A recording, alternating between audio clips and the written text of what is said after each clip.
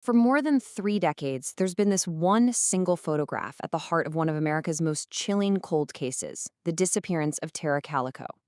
Today, we're going to break down the story of that photo and why recent breakthroughs suggest the real truth was never in the picture to begin with. A silent scream frozen in time. I mean, that phrase just perfectly captures the Polaroid that started it all. It was found in a parking lot, and it shows a young woman and a boy, both bound and gagged inside a van. For a heartbroken family, it felt like a sign of hope. But for the investigation, it might have been a 30-year detour from the actual truth. So the story of this photo kicks off in June of 1989. A woman in Port St. Joe, Florida, is in a grocery store parking lot, and she spots this Polaroid just lying there. It was in a space where a windowless white Toyota cargo van had just pulled out. She saw the driver, a man with a mustache, and immediately knew something was wrong and called the police. Now, here's what makes this so incredibly strange. This photo was found 1,500 miles away from Belen, New Mexico. And why does that matter? Because Belen is where a 19-year-old named Tara Calico had vanished, completely without a trace, 9 months earlier. To really get why this photo landed like a bombshell, we have to go back to the beginning. We need to talk about who Tara was and the incredibly tight timeline of the morning she went missing. You see, Tara Calico was not the kind of person to just disappear. She was a sophomore at the University of New Mexico, rocking a near-perfect GPA. This was a young woman who was super disciplined, worked a job at a bank, and was seriously dedicated to her fitness routine. She had a plan for pretty much everything. And her last morning was scheduled down to the minute. At 9:30 a.m., she took off on her mom's bright pink bicycle. The last time anyone confirmed seeing her was at 11:45 a.m., and she was heading for home. She had promised her mom she'd be back by noon.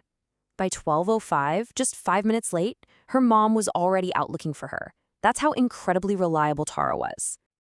When they searched her route, they found almost nothing.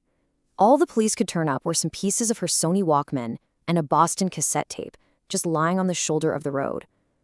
Her mom was absolutely convinced that Tara had dropped them on purpose, like a trail of breadcrumbs for someone to find. And that brings us right back to that Polaroid. When it surfaced, it instantly became the one and only dominant clue in the case. But was it really Tara? That single question would end up consuming the investigation for years. For Tara's mother, Patty, there was no question. She was absolutely certain it was her daughter. The resemblance was one thing, but she pointed to two very specific details. First, there was a scar on the girl's leg that looked identical to one Tara had from an old car accident. And second, lying right next to the girl was a copy of My Sweet Audrina, which was one of Tara's all-time favorite books. To her mom, these were not coincidences. But here's where the case just hits a massive wall.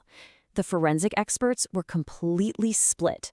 Scotland Yard looked at the photo and said, yes, that's her. But then, the Los Alamos National Laboratory analyzed it and concluded, no, that is absolutely not her. And the FBI? They came back inconclusive. So with the world's top agencies at a total stalemate, the case was just stuck. There was one thing, however, that the forensics could confirm. The specific type of Polaroid film used in that picture wasn't even made until May of 1989. And this is a really crucial point. It means the picture had to have been taken at least 8 months after Tara vanished. So if it was her, she was alive for a long, long time after her abduction. So this conflicting evidence led the investigation down two totally different paths. Was this a stranger abduction that crossed state lines? Or did something far more local and maybe even more sinister happen on that quiet road? All right, so the first theory, the one that was pretty much entirely fueled by that Polaroid, was a stranger abduction. The idea is simple, right? Tara was grabbed off her bike, forced into a vehicle, and then taken hundreds, maybe even thousands of miles away.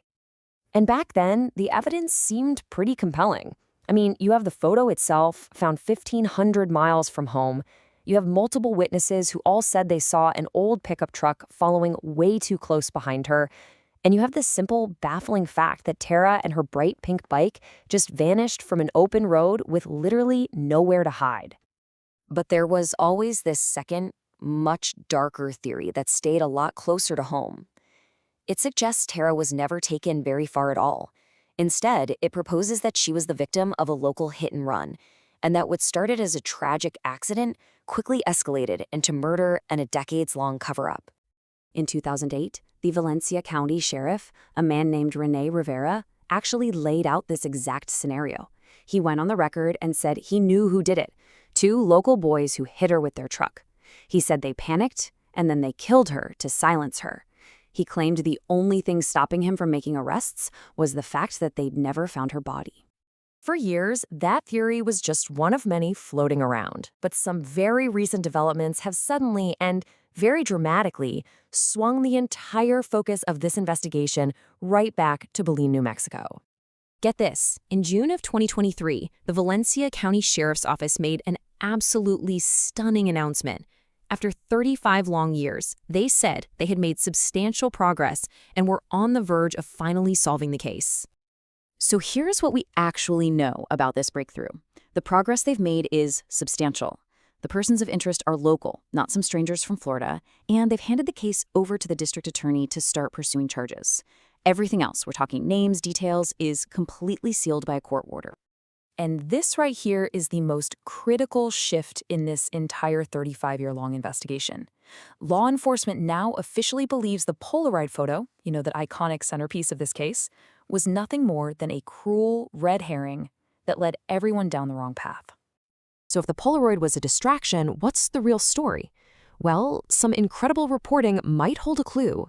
Just 4 days before Tara disappeared, police busted a motel room right near her bike route. The car of a key suspect, Lawrence Romero Jr., who happened to be the son of the sheriff at the time, was found to have zip ties, tape, and rope inside. And it's been alleged he had been stalking and threatening Tara after she turned him down for a date. Which leaves us with this one final provocative question. For 35 years, the entire world was captivated by a photograph found 1,500 miles away.